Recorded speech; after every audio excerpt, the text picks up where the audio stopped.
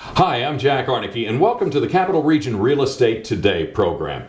A couple of years back, I sat down with Anthony Gucciardo, who had started his own company. I sat down with him for an in-depth interview, and today we're kind of fast-forwarding to get an idea of how the real estate market is 3 years down the road. Anthony, of course, when we first talked, good to see you again first. Good to see you again, too. And when we first talked, you had started your own company in 2012. You're now in your third summer. Third summer. It's been very successful. We finished the first year in the business with 178 sales. 2013, we finished with 295 sales, which were up 65%. Wow. Of those 295 sales, I was responsible for about 150 transactions. So I've built the company to have a lot of competent agents who are out there in the market. And as I said, we finished 2013 with 295 sales. And if you run your own show, you don't have to share it with anybody. I don't have to share it with anybody now. Other than your successful agent. The nice thing is I can give more back to my sellers, which means more advertising for anyone who hires us to buy or sell real estate. Okay, which is good, nice. Good to know. Beginning of the year, I've heard described as being pretty slow. As of the time we're recording this, we're in the middle of summer. How things going? Things are busy now. In the beginning of 2014, January to March, we saw a very, very cold winter. Had an extremely busy December 2013, which a lot of closings in January, but new business was almost non-existent between January and March. Everyone was hiding because of the cold. Now, almost into August of 2014, the market has shown signs of improvement, and properties are still selling if they're priced appropriately. Now, as someone who's not in the real estate market, when you say you had a lot of business in December that led to January closings, I would be astonished that that December could be a busy month. December is usually quiet, but for some reason in December 2013 was one of the busiest Decembers I had in over a decade of selling residential real estate in the capital region. So I was surprised too, but it was a good New Year's, a good way to start the new year. I can imagine. Was any of that due to, you think, to pent-up demand from the down economy that we had? I think it had something to do with it. I think the capital region is stable regardless, and 12 months a year we're selling here, but I think the weather really threw us a curveball in the beginning of the year, and that's why people stayed in. And that's why we saw a busy spring and summer.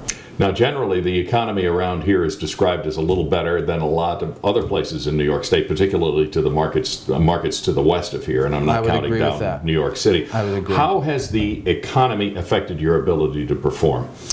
Well, I think people are always looking at interest rates, and as long as the interest rates are under 5.5%, people seem pretty okay with going out there looking at real estate. When you get into buying multifamilies or on your second or third home, whether it be a vacation home, the rates tend to spike up a little bit. But first-time home buyers, the economy, for the most part, obviously is struggling to come back, and I think we're stronger here than other parts of the country. But in general, I've seen an improvement. And do you have a feel at all or a prediction at all about interest rates? Are they going to be hanging down? I think they're going to keep them where they are for now. I'm obviously not an economist. I'm a realtor, but I've been doing this for 12 years. I'm obviously own my own agency, and I think so many things are dependent upon the real estate market and the community that if they raise rates, not only are people not going to buy houses, but so many other industries are going to be affected. Home inspections, appraisers. People are not going to go to Home Depot and buy, home improvement supplies. Movers, attorneys, carpenters. So there's a lot of parts of the economy that are affected if they raise rates because people stop, purchasing homes, and it's a domino effect. So it's important to keep the rates where they are. If the cost of money is more, you don't spend as much on what you were actually going to buy. Exactly right. What about 2015? You got any thoughts on how that's shaping up, given that we have about 5 or 6 months left in this year? This market right now is down from last year in terms of sales, the amount of sales. I'd say everyone in the industry is down a little, but sale prices are up about 1%. So what that basically means is the prices have climbed, but the amount of sales that we've done have slowed down. 2015, my prediction is that you're going to see the stock market continue to climb, even though people are saying they think it's at an all-time high. I think a lot of people don't have money to invest, they don't know where to invest their money, so it's either real estate or the stock market. So my prediction is you're going to see things continue to improve and an upward trend. You started your firm. You had been associated with a bigger umbrella type agency. Two bigger umbrellas, yes. Okay, yeah, that's right. It was two of them, and now you've gone out on your own. What was the biggest objection you faced with that? Well, I think people who are not in the real estate market or in the community or in the industry, they tend to think that that name sells a property. And I have learned that that name really means nothing. It's all about the agent. If I went and worked for a large company, whether it be Coldwell Banker, Realtor USA, whatever, if I overpriced a property, it's not going to sell just because of the sign on the lawn. It's about the agent setting the price and explaining to the sellers where they need to be to move the property. So the biggest objection I heard was that, well, okay, everyone knows Anthony Gucciardo in upstate New York, but what about the people transferring from California? And I have relocation accounts with several major companies throughout the United States. And what it comes down to is those companies are looking for the most active and aggressive agents. Times are changing. They're not necessarily all going with Coldwell Banker or Realtor USA. They're now looking at who are the producers that are going to move these property. So that was one of the biggest objections I had. And I did notice when I spoke to you 3 years ago, and I remember bringing this point up to you, that even though somebody may be associated with the bigger companies, the Coldwell Bankers, the Realty USAs, more often than not, the name of the realtor was the most prominent as opposed to the name of the umbrella organization. When I started in this business in 2002, I was 21 years old. I was astonished that the signs had just a generic office number. There was no branding, and I was one of the first agents in the area to put my cell phones on the signs and make my name bigger, because it's not the company that are selling those houses, it's the agent. And that's very important, and I still do that today. And I'm still amazed at my competition that I drive by a house, I don't see an agent name, and I see a 589-1000 number that's going to ring to a switchboard, and that drives me crazy. But they still do it. Well, helps me. Helps me. So don't complain too much. I'm not complaining too much. So. You used to see, a few years ago, and just in my travels around, I haven't seen quite as much, the for sale by owner, FSBO. Yes. Is that still a significant aspect of the real estate market around here? It's a very small market. 90% of for sale by owners end up listing with a realtor. I take over a lot of those listings. I think people associate for sale by owner now with you can't afford to pay the fee and that there might not be a lot of negotiating room. And I think from my perspective, I've seen a lot of buyers think that, well, maybe they're hiding something. So as a realtor, we can't disclose, we have to disclose latent defects. We don't have to disclose personal information if it's a divorce, but as a realtor, we're held to a strict code of ethics that says if we know something's wrong with that house, we have to share that with the general public and the potential buyer. So I think for sale by owner isn't worth discussing. It rarely works, and 90% of the time the for sale by owners will list with an agent like myself. The people who go with the for sale by owner company, they tend to wait a little longer than the guy who just goes to Home Depot and puts a for sale by owner sign in his lawn. So and with the umbrella organization, the for sale by owner umbrella organization, and I think there's another name out there too, they would not have the same requirements to disclose. No, they could fill out a property condition disclosure statement, but some people at the advice of their attorney don't fill out anything, which raises a red flag as well. So I always have my sellers fill out disclosure statements. Unless they don't know about the property, I think it's best to just disclose everything right from the beginning. Okay.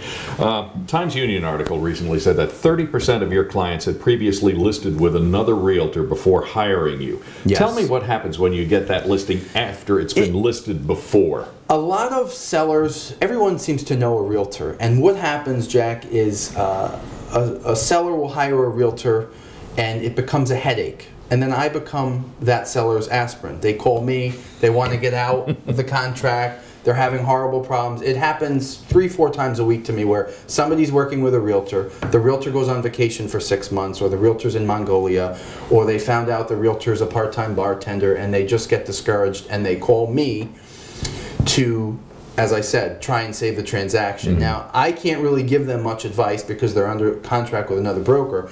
I always tell them they need to, talk with that agent's broker and work on getting some type of release. In the industry, it's called an unconditional release, but a lot of my business is because of other realtors not doing their job. And they're all competitors of mine. I have a lot of nice colleagues I work with, but at the end of the day, we're all going after the same thing. So it's a little cutthroat but I'm not going to apologize or make excuses for my colleagues who are leaving up pictures of a house in snow when it's July, or spelling errors in the listing description, the wrong school district. I counted a few weeks ago, there was an agent who had 12 mistakes. He listed a house in Loudonville, he had the Albany School District listed on the property. If that isn't grossly negligent, I don't know what is.